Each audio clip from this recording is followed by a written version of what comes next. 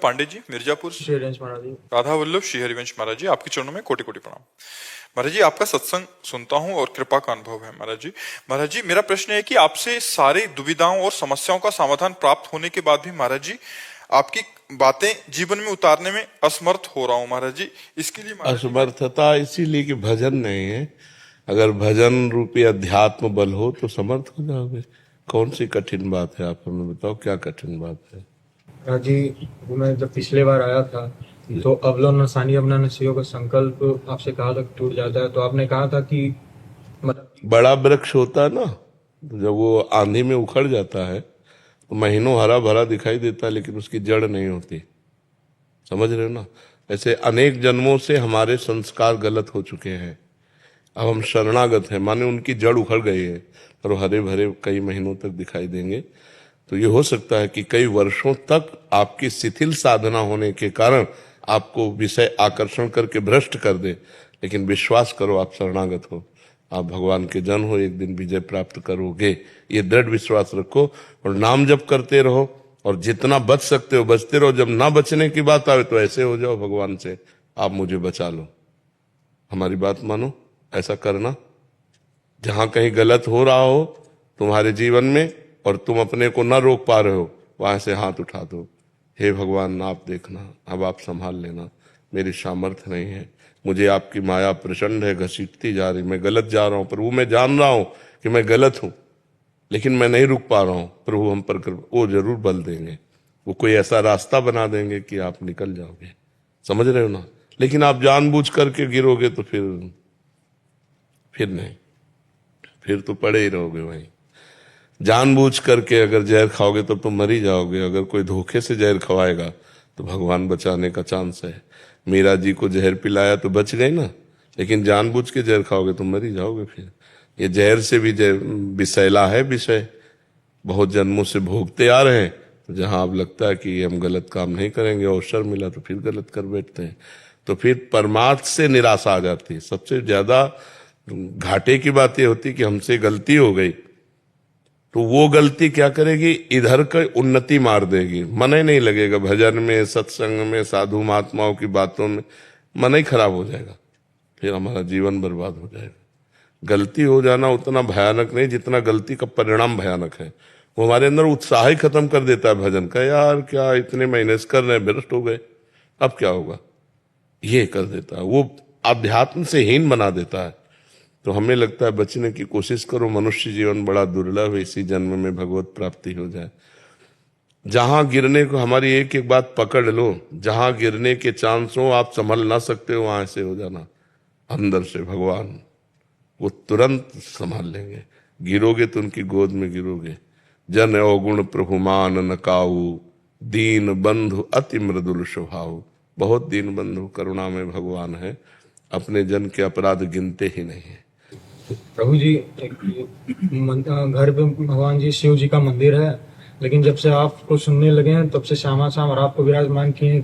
शंकर जी की कृपा से ही श्यामा श्याम के चरणों में प्रीति प्राप्त होती है। आप तो मंदिर में बात कर रहे हो, हम तो काशी में रहते थे। शंकर जी के ही पूर्णानन्य पूरे विरक्त केवल शंकर जी, और कुछ है ही नहीं। तो हमें श्यामा श्याम के मार्ग में भेज दिया, तो उनकी कृपा से ही श्यामा श्याम की प्राप्ति होती है। जी, सुबह जैसे उठते हैं 3 बजे 4 बजे, जब भी तो समझ नहीं पाते पहले किसकी पूजा कर। पहले शंकर जी की पूजा कर, जगत गुरु है, वैष्णवाचार्य है, उन्हीं की कृपा से श्यामा श्याम की प्राप्ति होगी। ठीक है। राजेश सैनी जी। श्री राधा वल्लभ महाराज जी, वैराग्य हुए बिना भी परम पद की प्राप्ति हो सकती है? हाँ, हो सकती है। यदि हम घर गृहस्थी के भोगों को धर्म पूर्वक भोगे, तो जैसे भूख लगी है तो धर्म पूर्वक कमाए हुए अन्न से पेट भरे, काम सता रहा है, धर्म पूर्वक पाणी ग्रहण की हुई पत्नी से सहवास करें, हमें मोह सता रहा है, अपने बच्चों से भागवतिक भाव से प्रेम करें। धर्म के अंतर्गत किया हुआ भोग मोक्ष की पदवी प्रदान करने की योग्यता प्रदान कर देता है, और अधर्म से किया हुआ भोग नरक की गति प्रदान करता है। धर्म पूर्वक काम भगवान का स्वरूप है, अधर्म पूर्वक काम नरक का स्वरूप है। कामः क्रोधा तथा लोभा तस्मादेत्र्यम तजे त्रिविधम नरकस्येदम द्वारम। नरक के 3 द्वार, काम क्रोध लोभ, और वही अगर धर्म पूर्वक किया जाए तो भगवान की प्राप्ति कराने वाला बन जाता है। तो आप अधर्म का त्याग करके भगवान का नाम जप करते हुए घर गृहस्थी में रहते हुए यदि भजन करो तो भगवान की प्राप्ति हो जाएगी। क्यों? भगवान की प्राप्ति करने के लिए जो हमें चाहिए वो है धर्म, वो है भगवान का भजन। अगर विरक्त होकर धर्म से न चले और भगवान का भजन न करे तो क्या विरक्त को भगवान की प्राप्ति हो जाएगी? क्या नहीं। अगर ये प्रपंच में फंस गया, गुरु चेला रुपया कमाना ये वो, तो हरे शिष्य धन सो कना हरई, सो गुरु घोर नरक मा पड़े, उसको नरक जाना पड़ेगा। भजन से भगवान की प्राप्ति होती है, गृहस्थ विरक्त से कोई मतलब नहीं। मनमानी आचरण करे, पाप आचरण करे, भजन न करे तो नरक जाएगा कि नहीं जाएगा? अच्छा रुको, बाबा जी बन करके यहाँ गलत काम करे तो कानून बंद करेगा कि नहीं करेगा? यहाँ का कानून उसको उठा के बंद कर देगा कि नहीं कर दे? जब यहाँ का कानून नहीं बख्शे तो अगर हम संत बन करके गलत आचरण करेंगे, गंदी बात करेंगे तो हमें नरक मिलेगा, और गृहस्थ बन करके यदि हम अच्छे आचरण करेंगे तो भगवान मिलेंगे। तो अच्छे आचरण और भजन दोनों को करना, चाहे बाबा जी हो चाहे गृहस्थ हो। अगर अच्छे आचरण और भजन है तो भगवान की प्राप्ति है, चाहे गृहस्थ हो चाहे विरक्त हो। आचरण भ्रष्ट है, भगवान का भजन नहीं, तो कोई भी हो फिर तो दुर्गति है। यहाँ भी दुर्गति, वहां भी दुर्गति। धीरज कुमार शर्मा जी राजस्थान से। महाराज जी आपके चरणों में कोटि कोटि प्रणाम। महाराज जी भागवत कथाओं आदि में निःशुल्क भजन गायन की सेवा देता हूँ, श्री जी की कृपा से उनको रिझाता हूँ। महाराज जी मेरा प्रश्न है कि इस घोर कलयुग में जहाँ व्यभिचार आदि फैला हुआ है, ऐसी स्थिति में देखकर विवाह से डर सा लगने लग गया है कि जो भी विवाह करके आएगी वो कहीं मेरे भगवत मार्ग में बाधा ना बन जाए। है तो बहुत भयावह कि आजकल जो है कि पत्नी का मतलब है जो साध्वी सुशील सज्जन, अपने पति को भगवान मानने वाली। तो ब्याह है तो खतरे का मोल लेना आजकल, क्योंकि बॉयफ्रेंड गर्लफ्रेंड ये सब जो चल रहा है ना, ये बहुत विषैला चल रहा है। क्योंकि मान लो जैसे अब 2-4 लड़कों से जो मिली हुई है, वो एक पति को भगवान मानकर कैसे पूछ सकती, बड़ी समस्या है। पर ऐसा नहीं है, जैसे दुराचारियों के बीच में सदाचारी भी रहते हैं, ऐसे सदाचारिणी भी हैं। एक से एक बहुत पवित्र लड़कियां हैं जो अपने जीवन को पवित्र रखे, पर है बहुत कठिन, पवित्र मिलना बहुत कठिन। क्योंकि अपने लोग पवित्र आचरण विहीन हो रहे हैं तो अपने को पवित्र की आशा कैसे हो सकती है? नहीं, घर वाले भी जबरदस्ती करते हैं कि करो, ये इकलौता मतलब वंश बढ़ाओ, मतलब चल। आप घर में तो संतान उत्पत्ति करके वंश उत्पन्न करना, भगवान से मनाओ। जैसे करदम जी ने 10,000 वर्ष तक तपस्या की, भगवान से कहा मुझे पत्नी चाहिए, तो देवहूति जैसी पत्नी मिली। तो 10,000 ना सही तो साल भर सही साल भर कुछ अन्न कम पाओ, शंकर जी की उपासना करो, महाराज हमें पत्नी दे दो। भगवान शंकर की आराधना करो कि हमें देवी जी की आराधना करो, तो कोई होगी सुशील सज्जन मिल जाए। होती बहुत कम है बहुत कम होता है। पर भगवान ने कहीं ना कहीं अगर ब्याह है तुम्हारे भाग्य में तो लिखा ही होगा, कहीं ना कहीं तैयार हो रही होगी वो भी आपके पानी ग्रहण के लिए। ऐसा हो श्री जी की इच्छा समझ के ही बस चलता रहे कि बस अब जैसी उनकी इच्छा। हाँ बिल्कुल बिल्कुल। बकाया आपका जो प्रश्न है बहुत गंभीर प्रश्न है कि आज सुशील बच्चों को सुशील बच्ची मिलना या सुशील बच्चियों को सुशील बच्चे मिलना बहुत दुर्लभ बात हो गई। क्योंकि स्कूलों में नए नए बच्चे जो थोड़ा अच्छे, वो भी मतलब भ्रष्ट मार्ग में जा रहे हैं, जैसे नशा करना, गर्लफ्रेंड बॉयफ्रेंड बनाकर व्यभिचार करना, ये सब बहुत गंदी बातें हो रही हैं हमारे देश में। पहले हमारे समय में तो था ही नहीं, गर्लफ्रेंड बॉयफ्रेंड था ही नहीं, सिस्टम ही नहीं था, गंदी भावनाएं नहीं थी। अब ये जब से मोबाइल चला ना, तब से गंदी भावना का बच्चों में सृजन हो गया, गंदी गंदी बातें। अब तो लिव इन रिलेशन भी चल गया है, वो तो और भी बुरा है महाराज जी। बिल्कुल बिल्कुल वो नहीं, ये हमारी भारतीय पद्धति नहीं। ये कलयुग का अंतिम चरण है भोगी। अभी तो प्रथम चरण है, 4,32,000 वर्ष का है, जिसमें अभी 5,000 के ऊपर हुआ है, अभी तो 32 पूरे नहीं हुए। अरे भा भ्रष्टाचारा सम संसारा धर्म सुनई नहीं काना, कलिकाल बिहाल के मनुजा ने माने को अनुजा तनुजा। ऐसा मतलब समय कलिकाल का आएगा। कहाँ से कौन से क्या क्या चरित्र हैं, अब कैसे मतलब उसकी व्याख्या कैसे करें।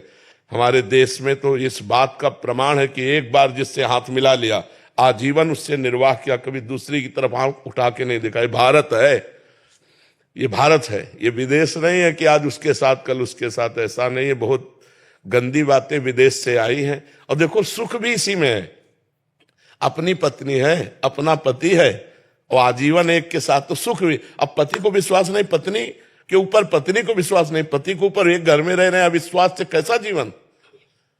तो आज का समय बहुत विचित्र है, बहुत विचित्र है। भगवान बचावे, किसी को चरित्रवान पति मिल जाए या चरित्रवान पत्नी मिल जाए तो बड़ी कृपा समझो भगवान के। नहीं तो आजकल देखो सब चरित्रविहीन हो रहे हैं, नए नए बच्चे विशेष। तो व्यभिचार प्रवृत्ति तो मलिन प्रवृत्ति है, इसमें कैसे कहा जा सकता है कि हमारी संतान है। वर्ण संकरता फैल रही, पितरों को श्राद्ध तर्पण आदि नहीं मिलेंगे, सब तरह से अधर्म की वृद्धि हो रही है। हमें लगता है सुधार करो भाई, जो सुन रहे हो अपने चरित्र को पवित्र रखो, अपने जीवन को महान बनाओ। ये सब गंदी बातों से कोई महान नहीं बनता है। रमेश कुमार वर्मा जी, जयपुर से। श्री हरिवंश महाराज जी, गुरुदेव भगवान, आपके अब तक के जीवन काल की कठोर तपस्या की स्मरण मात्र से ही हमारी रूह काम जाती है जब सुनते हैं आपके परिकर की युवावस्था से इस पथ पर अग्रसर हैं, जबकि हमारी तो किसी एक अंश के बराबरी भी कोई साधना नहीं है। महाराज जी, ऐसे में हम कैसे ऐसे में अग्रसर हो सकते हैं भजन मार्ग पे? इंजन में पावर होता है, डिब्बे में पावर नहीं होता। डिब्बे में कनेक्शन होता है इंजन से।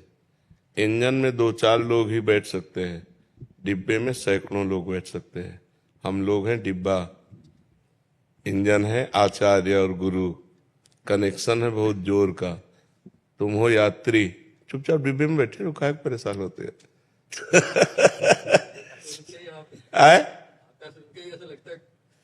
नहीं तो हम कह रहे हैं कि इंजन बनने की कोशिश क्यों करते हो? डिब्बा में बैठ जाओ चुपचाप, ट्रेन वहीं पहुंचेगी जहां इंजन जाएगा, नहीं पहुंचेगी। तो जीव भगवान का नित्य अंश है, वो अपने आप को भूल गया है। संत सदगुरुदेव उसे जागृत कर देते हैं, वो उनके वाक्य पर बैठ करके परमात्मा स्वरूप का दर्शन करता है। ध्यान मूलम गुरु मूर्ति, पूजा मूलम गुरु पदम, मंत्र मूलम गुरु वाक्यम, मोक्ष मूलम गुरु कृपा। जो हम किसी महापुरुष की साधना देखते हैं वो आपके लिए हुई है, वो आपके कल्याण के लिए हुई है। जो सब तरह से असमर्थ हैं उनको भगवान समर्थ बनाने वाले हैं, और समर्थ बनाकर असमर्थों का पालन पोषण कराते हैं। हमको तो ऐसे रहना है, हमें थोड़ी देखना कि इंजन कहाँ से चला है वहां जाके बैठना है। नहीं, जब मथुरा स्टेशन आ गया है हम यहीं से बैठ लेते हैं, अपने लक्ष्य को प्राप्त होते हैं। तो हमारे सामने जो महापुरुष है, संत जन है, हम उनका सानिध्य लेते हैं और उनके वचनामृत का पान करते हुए उनकी आज्ञा के अनुसार चलते हैं तो लक्ष्य की प्राप्ति हो जाएगी। जरूरी थोड़ी वो जितना तप किए हमको उतना तप करना पड़ेगा, नहीं, हम तो उनकी कृपा से पार हो जाएंगे। बस नाम जप करते रहो, गलत आचरणों का त्याग करो और भगवान की लीला कथामृत का पान करते रहो। हर कर्म भगवान को अर्पित कर दो, भगवत प्राप्त हो जाओगे। बिल्कुल सरल उपाय है, नहीं? प्रदीप जी, महाराष्ट्र से। राधे राधे महाराज जी, आपके चरणों में कोटि कोटि प्रणाम। प्रभु जी, कुछ दिनों से भगवान की कृपा से साधु जीवन जी रहा हूँ। हम सभी के कल्याण हेतु भूतकाल में साधु हुए हैं, भविष्य में भी साधु होंगे और आज भी साधु हैं। प्रभु, याचना करते हुए पूछ रहा हूँ कि महाराज जी हमारे लिए आप मार्गदर्शन करें करणीय और अकरणीय सूत्रों को समझाने का। हमारी सबसे पहली बात है कि आप भगवत प्राप्ति करो। जगत भगवत स्वरूप है, इसे भगवत प्राप्ति नहीं करना हमारी दृष्टि में। मत्ता परतरम नान्यत किंचित अस्ति धनंजय, मेरे सिवा किंचन मात्र कुछ नहीं है। वो सब भगवान पूर्ण परमात्मा ही सब रूपों में बैठा हुआ है, ये हमारी दृष्टि है। अब हमको अपनी दृष्टि इनमें परमात्मा भाव में लाने के लिए किसी माता बहन की तरफ हमारी भोग दृष्टि न हो। सबसे पहले साधु के लिए है कामिनी। अगर सतमार्ग में चलना है तो बांध लंगोटा बचा के इंद्री, कभी न देखा पर नारी। जो काछवाछ मन निश्चल राखे, धनी धनी जननी तेरी रे, नरसिंह मेहता जी कहते। पराई माता बहनों की तरफ कभी भी हमारी काम दृष्टि नहीं हो। अगर काम दृष्टि हो भी जाए तो क्रिया कभी नहीं होनी चाहिए। साधु वेश में सबसे ज्यादा परहेज इसी बात का है। सबसे पहला परहेज कि हमें पूरे आजीवन ये नियम रखना है कि पराई माता बहनों की तरफ हमारी गंदी दृष्टि ना हो। कभी अगर दृष्टि भी गंदी हो जाए, मान लो चूक है, बड़े जन्मों से हम उसी में लगे हुए हैं, तो क्रिया नहीं होनी चाहिए, काम क्रिया ये नहीं होनी चाहिए। दूसरी बात, हमारी वाणी सत्य का ही प्रवचन करे, सत्य ही बोले। भगवान नाम सत्य है, भगवान की लीला चर्चा कथा सत्य है, इसके अलावा मौन रहे। तीसरी बात, हमारी श्रवणेंद्री भगवान की चर्चा ही सुने, विषय चर्चा नहीं। न विषय चर्चा करनी है, न विषय चर्चा सुननी है, और न विषय दृश्य देखने हैं। मोबाइल रखते हो आप? टच वाला रखते हैं? हाँ, बहुत सावधान रहने की जरूरत है, क्योंकि टच मोबाइल और हम एकांत में बैठे हैं, पढ़े हैं, अब मन भजन में नहीं लग रहा तो मन फिर देखने को कहेगा। तो आजकल क्या है कि सीरियल विषयी पुरुषों द्वारा बनाए गए हैं, जो घोर संसारी विषयी पुरुष हैं। अब वो तो मनो आकर्षक के लिए अपना अंग प्रदर्शन भी करते हैं, क्रिया प्रदर्शन भी करते हैं। कोई भी ऐसा सीरियल नहीं है जिसमें अंग प्रदर्शन न हो और क्रिया प्रदर्शन न हो, जिससे मनोवृत्तियां सबकी खींचे। तो विरक्तों के लिए बड़ा खतरनाक खेल है। इसलिए साधु को चाहिए, अब ये कुछ ही वर्ष से चला है, हमें लगता है 25-30 वर्ष से चला होगा मोबाइल, इसके पहले तो हमने नहीं देखा। जी सर, 2003 के बाद है। हाँ, क्योंकि पहले के साधु महात्मा बिना मोबाइल के पहले काम क्या नहीं चलता था। मान लो गृहस्थों का तो हम मान सकते हैं कि चलो उनके बहुत से व्यापार हैं, बहुत से कार्य हैं। अपने लोगों को एक लाभ मिल सकता है सत्संग का। भाई इतना अगर हमको हो तो सत्संग के लिए यंत्र रख लेना चाहिए बकाया। हमें लगता है मोबाइल से बचना चाहिए साधु महात्माओं को, संतों को, साधकों को। नहीं तो ये बहुत खतरनाक खेल है। मनुष्य है, सबके हृदय है, सब ने कोई अन्न पाता है तो काम क्रोध लोभ तो आते ही है ना। अब उस समय जब काम वेदना जागृत हुई और मोबाइल बगल में रखा है, तो पढ़े लिखे लोग हैं, सर्च कर लिए और भ्रष्ट हो गए। गंदी बातें देखकर, गंदे चित्र देखकर, गंदा दृश्य देखकर हमारे अंदर गंदगी बढ़ेगी। इसलिए हम खुली बात कहते हैं, इतनी सामर्थ्य हो कि केवल सत्संग सुनेंगे, इसके अलावा स्विच ऑफ रखेंगे तो मोबाइल रखो, अन्यथा इसको कूड़ेदाने में फेंक दो। तो ये बात देखना है हमको कि मोबाइल कहीं हमें गलत चरित्रों में न फंसा दे, गलत मार्ग में न ले जाए। तो नेत्रों से गलत देखना, कानों से गलत सुनना, वाणी से गलत बोलना, ये बंद कर दें। अगर हमारा परमार्थ मार्ग भगवान की कृपा से हमें मिला है तो वो पुष्ट होना चाहिए, और वो पुष्ट होता है निरंतर भजन करने से। हर समय जो गुरु जी ने आपको नाम दिया हो, मंत्र दिया हो, उसका निरंतर जप करो। जो नाम दिया निरंतर जप करो, किसी से ज्यादा मिलो मत। भोजन के लिए भिक्षा वृत्ति अपना लो, या किसी आश्रम से जाकर के ले लो, जैसा भी व्यवस्था बने। ज्यादा प्रपंच नई अवस्था में नहीं करना चाहिए। आपकी कितनी अवस्था है इस समय? 33। हाँ, इस समय तो हम केवल गंगा किनारे रहते थे, कभी किसी नगर में प्रवेश नहीं हुए। जवानी में कभी किसी नगर में प्रवेश नहीं हुए। तो इस अवस्था में तप में जीवन व्यतीत होना चाहिए, कष्ट में जीवन व्यतीत होना चाहिए, तभी वीर पचता है। ब्रह्मचर्य का जो वीर शक्ति है वो तभी पचती है जब भूख प्यास गर्मी सर्दी मान अपमान सब सहते हुए चिंतन केवल भगवान का, इधर उधर भटकने न पावे, तब हमारा जीवन भगवत प्राप्त हो जाएगा। कम बोलना, कम सुनना, कम देखना, कम सोना और कम आहार करना, ये 5 पर कंट्रोल करो। स्त्री से दूरी बना के रखो, स्त्री शरीर से। अगर ब्रह्मचर्य रहना है, नाटक करना है माया का तो बात अलग है। और रुपया पैसा जितनी आवश्यकता हो बिना मांगे आ जाए, जितने काम में प्रयोग। क्योंकि आजकल ऐसा है कि कहीं जाना है, कहीं भ्रमण करना है, तो मान लो सवारियों का, साधन का भी इतना शरीरों में दम नहीं रह गया कि सवारियों का प्रयोग नहीं किया। जीवन भर गंगा किनारे चले, गंगा को ही रोड रहा है हमारा, कोई सवारी की जरूरत ही नहीं रही। जब रात्रि हो जाती थी तो गांव के किनारे कोई देवालय या मंदिर या स्कूल, उसमें पड़े रह करके, क्योंकि गंगा किनारे जैसे ऐसे ही पड़ो तो मांसाहारी कुत्ते हैं जो लाश चीत चीत के पाते हैं, तो पता नहीं वो जिंदा या मुर्दा कब खा जाए क्या पता। तो इसलिए रात्रि के लिए थोड़ा स्थान चयन करते थे, शंकर जी का मंदिर है या कोई जैसे विद्यालय है तो उसमें रात्रि में शयन कर गए, कोई कुछ दे दिया तो खा लिया, नहीं तो फिर जहां सुबह 4 बजे गंगा किनारे फिर आ गए, किसी से कोई मतलब नहीं। दिन में कभी सोते थे? गंगा किनारे वही जैसे रात भर सर्दी में कांपते रहे, कोई कंबल रखते नहीं थे, अब धूप लगी और उसमें बेहोश हो गए तो उसी को तुम सोना मान लीजिए। नहीं जान के थोड़ी, पर सोना तो तब होगा जब भरपेट भोजन मिले, कभी एक रोटी मिल गई, कभी 2 पराठा मिल गए।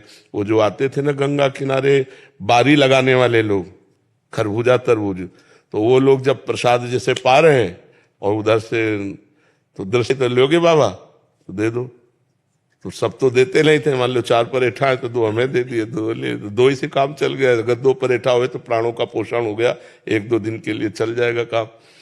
भगवान वैसे देते रहते हैं, कभी न कभी कुछ न, इतना गुड़ भी मिल जाता था तो बड़ा धन्यवाद भगवान का देते थे कि भगवान बड़े कृपाल हो। भरपेट भोजन तो यदा कदा। एक बार एक सन्यासी की कुटिया में गए, झोपड़ी में रहते थे, तो वो गंगा किनारे की जानते हैं, गंगा किनारे के संतों की रहनी, तो उन्होंने कहा कई दिन से भोजन नहीं पाया। उनका 3-4 दिन तो हो ही गए भोजन, एक आदमी ने दूध पिलाया था 3-4 दिन पहले, तो उनका बैठो मैं मांग के लाता हूँ, क्योंकि वो भी विरक्त थे। तो कोई त्योहार होगा उस दिन, तो इतनी पूरी कचौड़ी लाए और रख दिया, एक भी नहीं बची थी, पूरी सब पा गए थे। तो हमें बाद में ध्यान आया, हम महाराज आपके लिए तो बचा ली, बोले हमें पता है गंगा किनारे के साधु कैसे होते हैं। अब फिर पता नहीं हफ्ता 10 दिन मिले कि न मिले, ऐसा जीवन था। उसी जीवन से भगवदानंद की अनुभूति होती है। नए शरीर को ज्यादा गृहस्थों के घर ना सुलाए, ज्यादा गृहस्थों की से मित्रता न करे, दूरी बना के रखे, जो मिले सो आकाश वृत्ति से खाए और गंगा यमुना का सेवन करके तीर्थ धामों में अब रहे, गाँव में ना घूमे, नहीं मार डालेंगे, कहेंगे बच्चा चोर है। नहीं, आजकल तो ये भी चला है कि पहले जैसे संत स्वतंत्र घूमते थे, अब घूम नहीं सकते। तो कंचन कामिनी कीर्ति से बचो और खूब नाम जप करो और बहुत संभल करो। बड़े भाग्यशाली हो जो संसार से हट के भगवान के मार्ग में चल रहे हो। बढ़िया निर्विकार शरीर है। 19 साल से घर से बाहर हुई। हाँ, तो घर से मतलब न रखो। घर वालों का फोन नंबर है, बात करते हो? कभी कभार। घर वालों से नहीं। माता पिता की ऋण है ना, माता पिता। सन्यास के बाद कोई ऋण नहीं रहता। सन्यास के बाद जब हम सन्यास ले लेते हैं तो हमारा सारा ऋण भगवान मुक्त करते हैं, हमारा किसी से संबंध नहीं। जिस दिन से घर से निकले उस दिन से बस हमारा वसुधैव कुटुंबकम, ये सब हमारा परिवार है, यही सब हमारे निज जन है, हमारा और कोई निज जन नहीं। संत का वसुधैव कुटुंबकम, पूरा विश्व हमारा परिवार है, परिवार का एक क्षेत्र। अब मान लो कोई समस्या परिवार में, फोन करे तो डिस्टर्ब हो जाओगे फोन से बातचीत करके। ये फोन बहुत जहर है, बाबा जी के लिए तो जहर ही है नहीं? अब ऐसे मान लो आपके घर में कोई घटना घटी, आपको क्या पता, मस्ती से भजन कर रहे हो, अब कुन हाँ बोले अमुक मर गए, अच्छा अब जाओ, तुम नई शरीर से गए तो मन से जाओ, अब परेशान हो, भजन चिंतन छूट गया। तो इसलिए बहुत सावधान होकर, बहुत कठिन है कलयुग, भगवान ऐसी व्यवस्था करे दे रहे कि भजन हो ही ना पावे। कलयुग में भजन होना सबसे कठिन है, और जबकि कलयुग में भजन करके बहुत जल्दी भगवत प्राप्ति की जा सकती है। अब ऐसी व्यवस्थाएं हो रही कि भजन कैसे होगा? साधु महात्माओं के पास बढ़िया बड़े बड़े मोबाइल हैं, लैपटॉप हैं, सब ये हैं। अगर चूक जाओ तो गलत समय नष्ट होने लगेगा, अगर चूक जाओ तो गलत समय नष्ट होने लगेगा, बिल्कुल व्यर्थ में समय। तो हम सब संतों से, साधकों से प्रार्थना करते हैं कि मोबाइल का सदुपयोग किया जाए। सदुपयोग में आप सत्संग सुन सकते हैं, इसके अलावा आप मत देखिए, स्विच ऑफ रखिए, भगवान का भजन कीजिए। अंतर्मुख होने के लिए जीवन मिला है, बाहरमुख होकर मोबाइल में ही लगे रहने के लिए नहीं मिला है। तो दीपा जी दिल्ली से। जय श्री राधे। जय श्री राधे महाराज जी, आपके चरणों में कोटि कोटि प्रणाम। महाराज जी, मैं नौकरी, फैमिली सब संभाल रही हूँ, खुद को बहुत बड़ी भक्त तो नहीं कहूंगी, लेकिन कृष्ण मेरे आराध्य हैं। मेरी उम्र 36 वर्ष की हो गई, लेकिन अभी तक अपने जीवन के उद्देश्यों को समझ नहीं पा रही। सब जगह अशांति और उलझने। अगर मेरा रास्ता गलत है तो सही रास्ता क्या है, और अगर मैं सही रास्ते पे हूं तो इतनी उलझन और अशांति क्यों है? तो क्या सही रास्ते में उलझन नहीं होती क्या, अशांति नहीं होती क्या? जितना आप सही रास्ते पे चलेंगे, त्याग और वैराग्य और सहनशीलता उतना ही बढ़ानी पड़ती है। महानता त्याग के ऊपर टिकी हुई है, महानता भोग में नहीं टिकी हुई है। भोगों को शांति नहीं कहते। त्यागात शांति अनंतरम, त्याग में ही शांति की स्थापना है। मतलब हमारा लक्ष्य क्या है? जैसे आध्यात्मिक मार्ग में मैं आगे चलना चाहती हूँ, लेकिन जो लक्ष्य में लेकिन नहीं होता। लक्ष्य में अगर मगर लेकिन नहीं लगना होता। लक्ष्य में लक्ष्य है, उसको हमें पहुंचना है, वहां हमें पहुंचना है, वहां लेकिन शब्द नहीं लगता। इसीलिए आप लड़खड़ा रहे हो, इसीलिए आप अशांत हो। आपका लक्ष्य निश्चित नहीं है। आप लक्ष्य को निश्चित कीजिए। आपकी जीवन शक्ति नष्ट होती चली जा रही, आयु मृत्यु की तरफ पहुंच रही। 36 वर्ष गए, अब 36 सेकंड है कि नहीं पता नहीं। भरोसा 36 सेकंड का भी नहीं है कि हमारा कब कहाँ विश्राम हो जाए। नाम जप करो, पति को भगवान का भाव रखो, परिवार को भगवान की सेवा समझो, नाम जप करते रहो। जीवन का लक्ष्य भगवान की प्राप्ति बनाओ। परिवार सबकी सेवा का फल भगवान की प्राप्ति होनी चाहिए। ऐसे चलो, क्या परेशानी है? किस बात की अशांति है? महाराज जी, परिवार को लेके काफी चीजें ऐसी रहती हैं। देखो संसार में दुख और सुख ये समान रूप से आते रहते हैं, जैसे दिन और रात। सुख आए तो फूलो मत, दुख आए तो भगवान को भूलो मत, क्रॉस कर जाओगी। सुख में तो हर्षित हो गए तो दुख में शोकित होना पड़ेगा। सबको दुख भोगना पड़ता है, तुम ही नहीं हो। जितने बैठे सबसे पूछ लो, सबका जीवन संघर्षमय है। इन फौज के जवानों से पूछो। महाराज जी, मैं भी फौज में ही हूँ, तो घर से दूर ही रहती हूँ। तो अब फिर आपको हमारा पहला शब्द था त्याग में ही महानता छिपी हुई है। हम इनका संतों जैसा सम्मान करते हैं, क्योंकि जहां तैनात कर दे वहीं जीवन को समर्पित किए हुए हैं।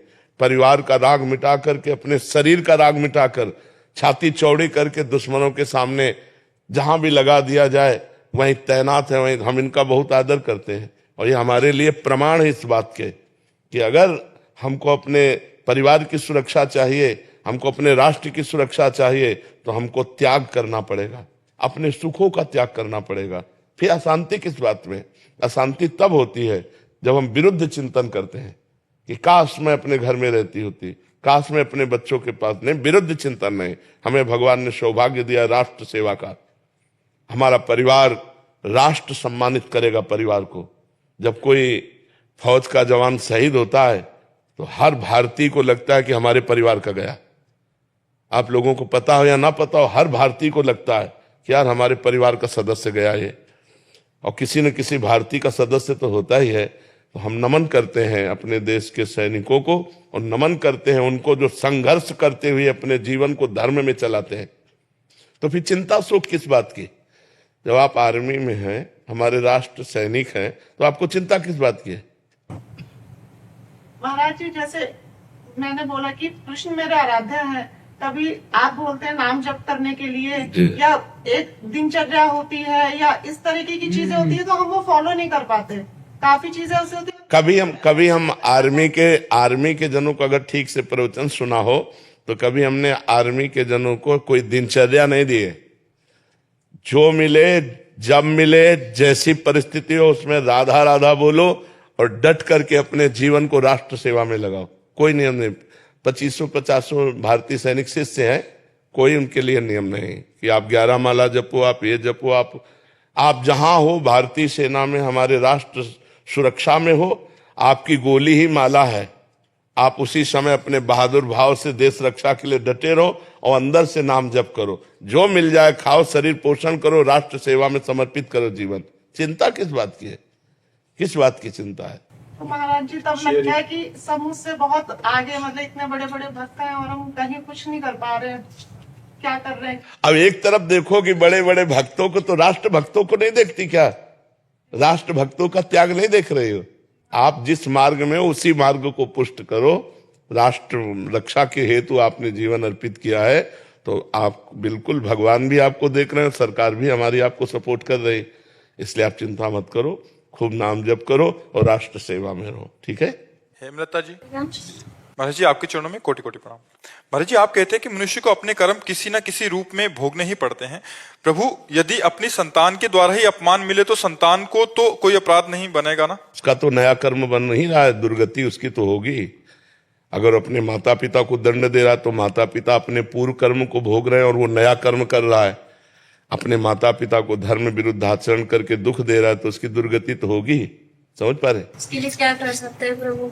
भगवान से प्रार्थना करो कि उसकी बुद्धि शुद्ध हो, नाम जप करके उसको दीजिए, 2 माला 4 माला नाम जप कीजिए और भगवान से प्रार्थना करके उसको दीजिए, उसकी बुद्धि शुद्ध हो जाए तो अपराध काहे को करेगा। प्रभु, वो खुद नाम जप करती है, श्री जी की सेवा भी करती है, बहुत अच्छी है। और मेरी बहन भी है तो वो भी ऐसे ही करती थी, आज वो बहुत दुखी है, तो इसलिए मुझे बहुत डर लगता है उससे। अब नाम जप करें, नाम जप से बुद्धि शुद्ध हो जाएगी, शुद्ध बुद्धि से अपराध नहीं होते, हमको पक्की बात पता है। जब तक नाम जप ठीक से नहीं करोगे तो बुद्धि अपवित्र रहेगी, अपवित्र बुद्धि में दूसरों का अपमान, दूसरों की हिंसा, दूसरों का दुख, ये बना रहता है। माला चलाना कोई खास बात नहीं, भजन करना खास बात है। माला में अंगुली घूम रही है और जबान में नाम जप नहीं चल रहा, मन नहीं लग रहा, तो उसका कोई महत्व थोड़ी, अंगुली चलाने से थोड़ी कोई महत्व है। तो अंगुली चलाओ या ना चलाओ, तुम्हारा मन भगवान के चिंतन में लगना चाहिए तो परिवर्तन होगा। अब बाहर अंगुली चल रही है, हाथ की क्रिया हो रही है, मन संसार का चिंतन कर रहा है और जबान से आपका नाम नहीं चल रहा, तो व्यर्थ का माला चलाना। केवल माला घूमने से भगवान की प्राप्ति नहीं होती। एक मन का लिया राधा, सामने राधा नाम दिखाई दे रहा, फिर दूसरा राधा राधा, थोड़ा भजन भी बहुत लाभ देगा। ऐसे करके देखो, भजन करने से बुद्धि शुद्ध होती है और शुद्ध बुद्धि में इतनी क्षमता होती है कि वो दूसरों को दुख दे ही नहीं सकता, उसका हृदय इतना कोमल हो जाता है। रविंद्र पाटीदार जी, गुरुदेव राधे राधे, आपके चरणों में कोटि कोटि प्रणाम। महाराज जी, मैं भारत सरकार के रक्षा मंत्रालय में एक वैज्ञानिक पद पर पदस्थ हूँ। महाराज जी, मेरा एक प्रश्न था कि दान किसे कहते हैं, दान लेने और देने योग्य कौन है, ये किस रूप में तन मन देखो, सही माने में दान है आवश्यकता की पूर्ति करना। जैसे कोई भूखा आदमी है, उसे भोजन की जरूरत है, अब उसे अन्न दान करो, उसे पवा दो। कोई बीमार आदमी है, उसे औषधि की जरूरत है। कोई सर्दी से कांप रहा है, उसे वस्त्र की जरूरत है। जहां अत्यंत आवश्यकता है और वो असमर्थ है, वहां हम सहायक, जैसे भूखी गौएं हैं, उनकी व्यवस्था नहीं, उनकी व्यवस्था कर दो। दान का सही तात्पर्य है अत्यंत आवश्यकता की पूर्ति। और दान का पात्र अर्थ का केवल विचार करने की जरूरत है। भूखे को अन्न देने में विचार करने की जरूरत नहीं। कुत्ता भी भूखा हो तो उसको भोजन करा दो, साधु भूखा हो उसको भोजन करा दो, उसमें पात्रता की जरूरत नहीं है। पात्रता रुपया देने में है। हम रुपया देते हैं, शराब पिएगा, ये बेविचार करेगा कि गंदा आचरण करेगा। रुपया में थोड़ा होश में दान करने की जरूरत है। अन्न, वस्त्र, औषधि, जल, इनको तो जहां यथा योग्य अवसर मिले पवा दो, उसमें दे, क्योंकि वो, लेकिन रुपया में वो कुमार्गगामी प्रवृत्तियों में रुपया खर्चा होगा तो आपको भी नरक जाना पड़ेगा। इसलिए उसमें फिर पात्र देखते हैं कि हमारे रुपये का यहाँ सदुपयोग होगा कि दुरुपयोग। अगर लग रहा है सांगोपांग सदुपयोग होगा तो फिर कर देना चाहिए। जैसे कानपुर की एक बूढ़ी माई धनाढ्य थी, तो नारदानंद सरस्वती जी के पास नैमिषारण्य में गई और 1 रुपया निकाला और सामने रखा और कहा, प्रभु मैं गरीब आदमी हूं, सोचती हूँ कि 1 रुपया संत सेवा में लग जाए, तो क्या संत सेवा में लग सकता है? उनका हाँ माई। भंडारी को बुलाया, कहा 1 रुपया का नमक लाओ, पूरी दाल में डाल दो, सब संतों के सामने दाल परोसी जाएगी, और माई आज तुम भी प्रसाद पालो। फिर उसने करोड़ों की संपत्ति स्वामी जी के नाम कर दी कि जो 1 रुपये का सदुपयोग कर सकता है वो करोड़ों का सदुपयोग कर सकता है। तो रुपया थोड़ा देख समझ के ध्यान देने की बात है। अन्य वस्तुएं अवसर पर, आवश्यकता पर हमें दे देनी चाहिए, उसमें विचार करने की जरूरत नहीं। जब अर्थ देने की बात है, जैसे कोई मांग रहा है आपसे, संत वेशधारी, एक तो संत मांगेगा नहीं, जो भगवान का निज जन है वो कभी ऐसे नहीं करेगा। ये हम तुम्हें पक्की बात बता देते हैं। जो कहावे मुआर दासा करे तुच्छ नरन के आशा, तो कहो कहाँ रहा विश्वासा। भगवान का दास कहलाकर मरण धर्मा शरीरधारियों के सामने हाथ पसारे तो भगवान का दास है क्या?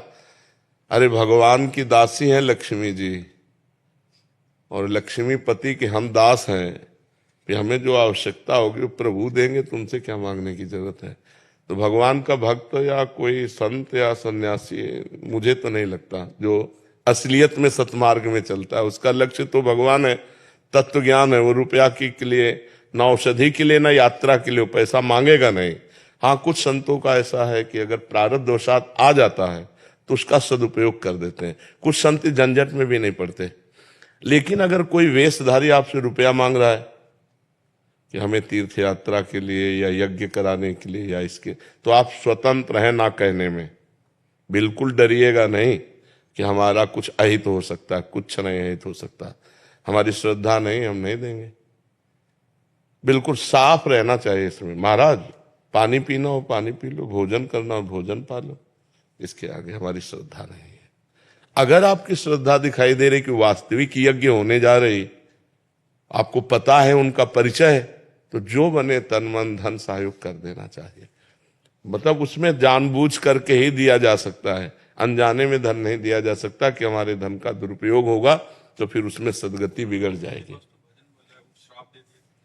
ऐसों के पास भजन बल नहीं होता, ऐसों के पास भजन बल नहीं होता जो पैसा मांगते घूमते हैं, और जिनके पास भजन बल होता है वो किसी को शाप देते भी नहीं है, और अगर शाप दे दिए तो भगवान से मिला देते हैं। मुनिनकर क्रोधो मुक्ति दातार, नारद जी ने यमलार्जुन को शाप दिया, भगवान से मिला दिया। अगर भजनानंदी महात्मा तुम्हें दंड दे दे तो भगवान की प्राप्ति करा देगा। भजनानंदी महात्मा कभी पैसा नहीं मांगेगा। पैसा मांगने वाला कभी भगवान का भरोसा नहीं रखता। ऐसों के पास वो होता नहीं है जो साप देते हैं, जो साप की धमकी देते हैं उनके पास कुछ होता नहीं, और जिनके पास होता है वो साप देते नहीं है, क्योंकि सब में वो भगवान को देखते हैं, अपने भगवान को साप देंगे क्या। और अगर कभी दंड विधान के अनुसार कर भी दिया तो भगवत प्राप्ति करा देते हैं। मुनिन का क्रोध हो मुक्ति दातार, मोक्ष पद प्रदान करने वाला होता है। मुझे इसमें तन के दान को वरीयता दी गई है। तन मन धन, तो तन पहले आता है, तो क्या तन को वरीयता दी नहीं? आवश्यकता। हाँ, अब जैसे कोई गिरा हुआ आदमी पड़ा हुआ है, अब वहां तुम रुपया फेंक के चले जाओ तो वो किसी काम का नहीं। जरूरत है उस समय तुम्हारे तन की। अब कोई आदमी बहुत डिस्टर्ब है, अब उस समय शरीर से पास बैठे रहने की जरूरत नहीं, मानसिकता लगाओ, मन लगाओ कि इसकी ये डिस्टर्ब स्थिति को हम कैसे संभाल सकते हैं, हंसा के, बुला के, खिला के, औषधि से कैसे कैसे। और अब वो जरूरत है औषधि की, तो शरीर और मन से काम नहीं चलेगा, अब धन से काम चलेगा। वो औषधि ला के उसको दो। आवश्यकता क्या है? मेरे तन की समय आवश्यकता है, या मन की आवश्यकता है, या धन की आवश्यकता है? तीनों को देखा जाएगा। तीनों अपनी जगह समान है, अपनी जगह आवश्यकता के अनुसार तीनों बराबर है, तन मन धन। कबीर दास जी न्यूजीलैंड से। राधा। महाराज जी ये कह रहे हैं कि इनको भोजन की इच्छा ध्यान से हटा देती है। ये मतलब जब खाना शुरू करते हैं तो फिर लगता है और आन दे। नहीं, गलत भोजन मत करो। कोई गलत भोजन तो नहीं करते। महाराज ये बोल रहे हैं कि do not eat anything wrong. I eat सात्विक आयुर्वेदा। ये कह रहे हैं कि सात्विक भोजन खाते हैं। हाँ, सात्विक भोजन, और उसमें भी आधा पेट भोजन पाइएगा। जबान को रोकिएगा, आधा पेट भोजन पाइएगा। Eat half the stomach, equivalent to half the stomach. Please have control on your diet. That's like I know the rules for good diet, good sattvic food, but not sure why I'm the same mistake, even though I know. ये कह रहे हैं मेरे से गलती हो रही है, मैं जानना चाहता हूँ। अगर योग में चलना है तो भोजन का सुधार करना होगा। सात्विक भोजन में रोटी, दाल, सब्जी, और वो भी अपने भरपेट पाने की क्षमता को जान ले कि हम 6 रोटी में हमारा पेट भर जाता है तो हम 3 रोटी खाएंगे, और आधा लीटर पानी, 1 लीटर पानी, और उसके ऊपर वायु, तीनों चीजें चाहिए ना, अन्न जल वायु, तीनों के द्वारा हमारे प्राणों का पोषण होता है। तो अगर हमारा पेट 6 रोटी में भर जाता है तो हम 3 रोटी खाएं शेष जल के लिए, और उतना जल पिए कि वायु लेने में, श्वास लेने में हमें भारी ना लगे, और भोजन पाके तुरंत हम आसन में बैठ जाएं, ऐसी हमारी क्षमता हो। जी you should eat to equivalent to half the capacity of your stomach. If the capacity of a stomach is equivalent to 6 rotis, you should have 3. And then you should have layer of water and layer of air. You should leave capacity within your stomach so that it can absorb everything. And then you should dedicate yourself to dhyan. समझ पाए? Understand? You understood? Understood. I've already tried follow. हाँ अभ्यास। ये rules जानता हूं, मैं अभ्यास करूंगा उसका। हाँ, आसन पे बैठना जानते हो? पद्मासन या siddhasana? Do you know to sit on asan, padmasan or siddhasan? Yeah, when having bhojan. So, कौन सा आसन जानते हो? पद्मासन लगाओ।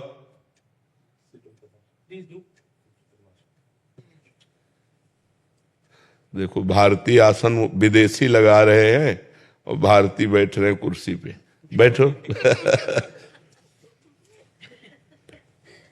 ऊपर चढ़ा दिया। हाँ, नीचे वाला ऊपर चढ़ा। ये सिद्धासन की तरफ है लेकिन पूरा सिद्धासन भी नहीं।